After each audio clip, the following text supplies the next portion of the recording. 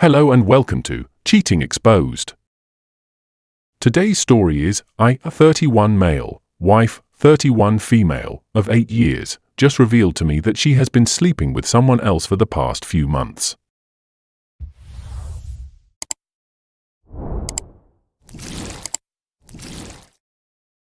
Hey everyone. I'm a bit shell-shocked right now. We've been together 8 years, only married since the end of March. Just after getting married, she got a job at a smoke shop that stays open late, which put our schedules opposite of each other. I wasn't thrilled, but she needed to pull in some income. A month after starting there, one night she came home super late after drinking with friends. Late enough that I was worried about her. When she came home and fell onto the bed, I helped her get sorted out with clothes and everything, but then her phone went off with some texts. I know it's a breach to look, but I honestly thought it would give me some context for who she was with and to make sure there wasn't an emergency. However, when I looked, I found a flirty conversation with another man, Tom. I approached her the following day, and she came clean that he was a customer who came in a lot, and she hadn't told him she was married.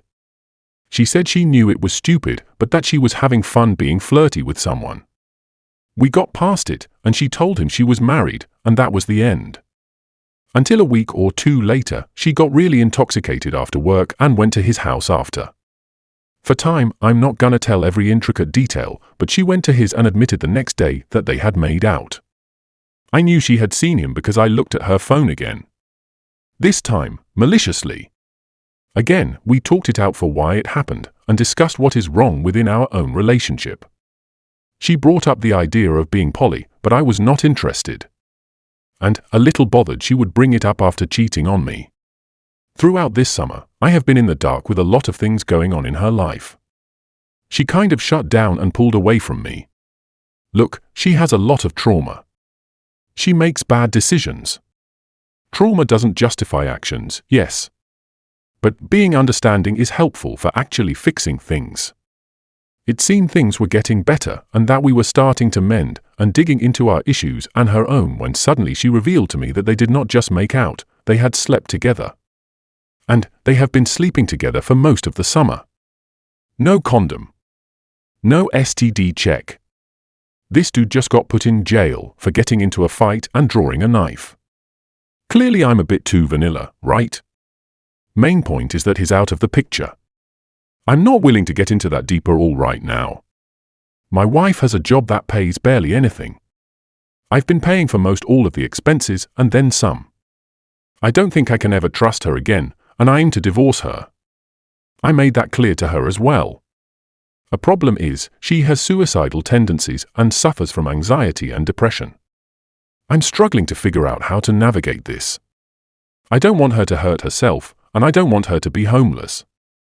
But I want her out of this house and far from me. It's only been a few hours after we talked, so I bet my story here is a mess. But so am I. We are still in the same home in separate rooms until we figure out what the plan is. She is still on the lease, so she is within her rights to be here. I am going to divorce her and hope to keep living in the house we rent. She suffers from anxiety and depression. Mostly, the advice I got in the other sub was that her problems aren't mine, and that I should kick her out immediately, owe her nothing, blah blah blah. They wanted blood, but that's not who I am. This man she cheated on me with was abusive and manipulative. With her marriage wrecked, and pretty much nowhere to go aside from her emotionally stunted mothers, how could I not be concerned about someone I've shared so much of my life with? However, I'm in a hard spot because she is still wanting support from me. I'm so angry and hurt. I can't tell her everything will be okay or help with her mental illnesses. I don't feel like my health is in question at all, but I also feel like I can't be around her without being cruel. What happens when she has a panic attack? Will I walk away? I don't think so, but I also feel like I can't be the one to help. She has a few friends who are helping, but she still wants my support. I spent 4 nights away from home, mostly unplugged. Friday to Tuesday. I made this post Tuesday morning, sorry for the confusion. I came home Tuesday afternoon, and we were cordial. I thought we would talk, but I think we both felt exhausted, so we didn't. She went to a friend's house for the evening to give me space. I got tested last week on Thursday. Everything came back negative today, which is a relief. This morning, she woke up before I went to work, which is super rare. She just kind of hung out around me while I got ready. I asked her what's up, and she just said, "Nothing, I just miss you." I didn't respond and just told her I'd be home in the afternoon. Bye. I could tell it stung. I reckon we will try to catch up tonight, where I'll hear her side of the story and then talk about a game plan for her moving out. First update. To those who advised I immediately kick my soon-to-be ex-wife to the curb, you might not like this update all that much. The truth is, you aren't in this, and there's only so much that is shared through text. At the end of the day, I am who I am. I've chosen patience and compassion. I didn't kick her to the street. In the past 2 weeks since posting originally, I have been away on the weekends and have simply gone through the motions of work. I have avoided her, and she has mostly avoided me aside from small mentions of how she misses me or has tried a number of times to cuddle up with me in my office, to no avail. The only thing I allowed her of me, and I wanted it too, was we walked the dog together once and caught up with each other as if things were normal. The only conversation we had until today was last week. I confirmed to her that we would be splitting up. Her response was that she thought I would hear her side before making such a big decision. I told her that, while I believe she was a victim of abuse and manipulation, there are fundamental truths to this situation that make it unfixable. She saw how I reacted after she revealed she had made out with him early on, how much pain I was in to learn that. And then she continued the affair. By doing this unprotected, she put my health at risk. The conversation ended there. We have a mutual friend that is super close with both of us. I trust that she wants what is best for both of us. She says that she believes my partner is a victim of coercion and has been assaulted by this manipulative narcissist. I trust her that this has not been some fun fling and has overall been a traumatic experience for her. Friend told me that I should hear her side before making my decision. However, she also said she understood if I don't and sees my points on why. Today, soon-to-be ex-wife came into my home office to talk. We caught up a little bit and then got into it. She asked if I would go to a couples counselor. Not necessarily to fix things, but to have a conversation with a mediator to make sure everything could get out. I told her no. I told her that I am not in the phase of reconciliation and that I wouldn't be until after we are divorced and living separately. I also said that I believe she had a traumatic experience and that this guy was a terrible person. And it is only because of that I haven't kicked her out. Basically, the only thing I can give her for her struggle is to not expedite her move and to treat her cordially while cohabitating. I'm letting her have solid ground to make decisions on. I made it clear that she may be the victim in a situation in her own life, but that I am the victim in our life. She agreed. She then told me that I don't understand how she was manipulated and abused and started to tear up. I replied that I knew my end of it.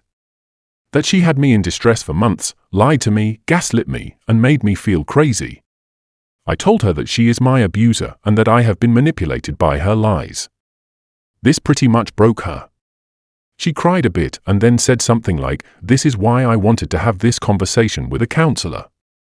Then she agreed that she is an abuser and the only reasonable thing to do would be to end her life. She then left and, after a minute, went outside to smoke. I went outside and told her that she has an entire life ahead of her. That she has made these mistakes, but there's a reason I've loved her all these years. She's a great person. That I don't want her to hurt herself. I then told her that I have to tell more people that she's saying these kinds of things and that maybe we should get her some immediate help. She declined, pulled herself together, and stopped crying after a while.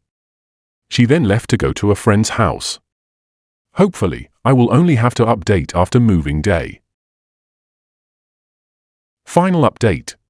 It's been months since my last update and I never really gave a proper conclusion, aside from being set on ending things.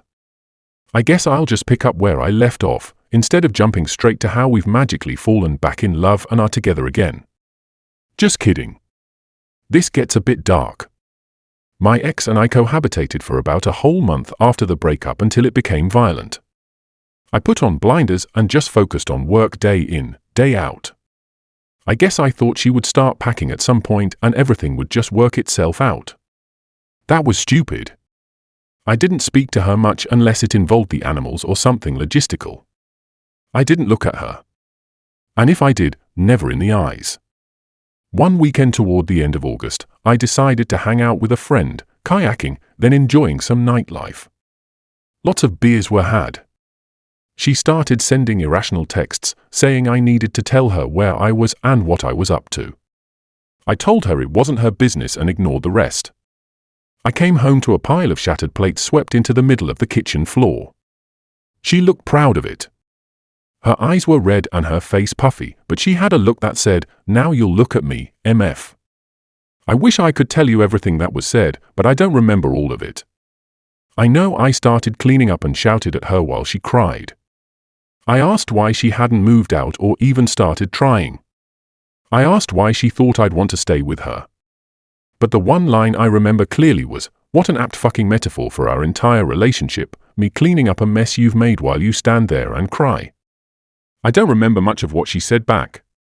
She had been drinking alone all day, so she was probably just as bad as I was. She screamed in my face to look at her, while punching my arms as hard as she could. When I said I'd call the police if she didn't stop, she told me to do it. I didn't. I also didn't hit back. I think she wanted me to. Then she collapsed near the sink, grabbed a bottle of cleaning chemicals from the cabinet, and tried to drink it. I said something like, "What is this manipulative BS?" and snatched it away. I told her I wasn't her whole life, that she still had things to do and experience. That she could find happiness again.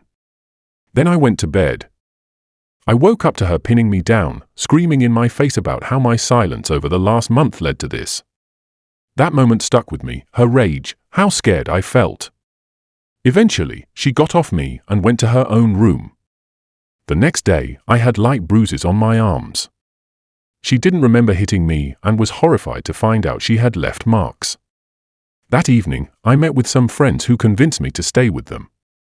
I spent one last night at the house, packed a bag, and left the next morning without saying anything. I got her best friend and mom involved, told them she needed help and that I couldn't be the one to give it. They took over, and I checked out. I stayed at my friend's house for almost a month in a small town nearby, Seguin, Texas. I gave her the terms for her move out and told her how things were going to go. I let my job know what was going on, and they let me work from home since I was far from the office. I actually liked it there. I'd ride around on my scooter, chat with the girls at the cafe, grab beers at the dive with the old-timers. You ever watch The Sopranos? There's that arc where one of the guys disappears and you follow him living low-key in some small town. Felt like that. LOL.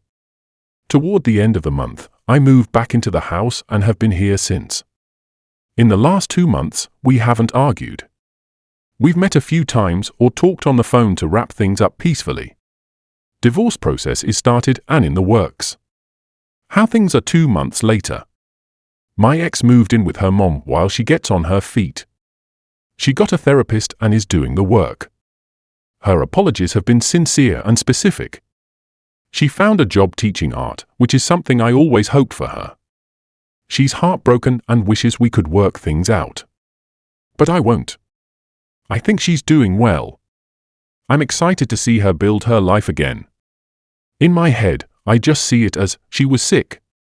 I'll always have love for her and want the best for her. That's why I let her choose where the pets go. She took the dog, he's great for her mood. She wanted the cats too, but I have them for now. Looks like they're staying, TBH. We'll see.